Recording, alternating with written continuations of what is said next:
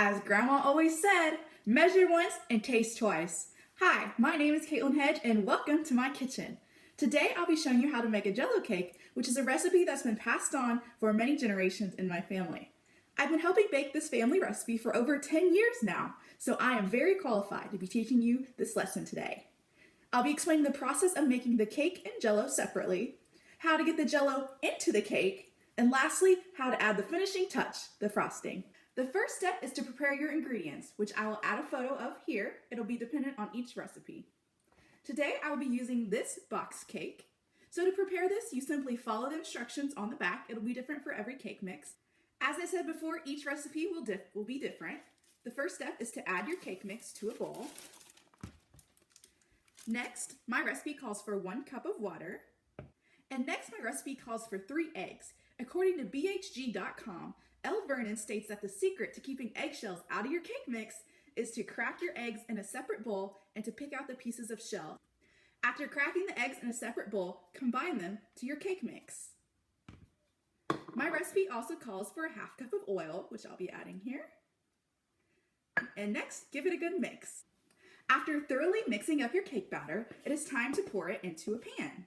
My recipe calls for a 13x9 greased cake pan, so that's what I'll be using today. After pouring the rest of your recipe into the cake pan, you'll spread it around to each corner using a motion as demonstrated, and then you will cook your cake according to recipe. Once your cake is cooked, after it is done resting on the counter for about 30 minutes, add it to the fridge for 4 to 6 hours to cool. The second step is to prepare the Jell-O. To do that, you'll be following the added label instructions, which I'll be explaining to you today.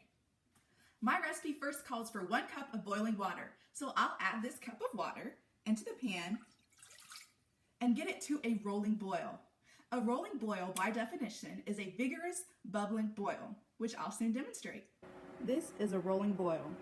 Next, the Jell-O recipe states to add the gelatin mix into a bowl and to pour in the boiling water. This you want to be very careful not to splash any on yourself. Next, you will combine the boiling water and the gelatin mix using a whisking method. By using a whisk, this helps combine liquid ingredients much better. After combining the boiling water into the gelatin mix, add a cup of cold water according to the Jell-O recipe. Once combining those two, you wait for your cake to be finished. After your cake is cooled and your Jell-O has been prepared, it's time to poke the cake and combine the two. According to Match.com, Aaron Johnson recommends using a fork to poke holes into your cake. As you can see, our cake is all cooked and cooled.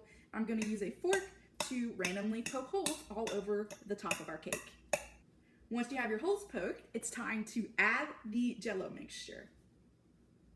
You're going to simply pour it all over the top of the cake and attempt to cover all the holes that you just made with the fork.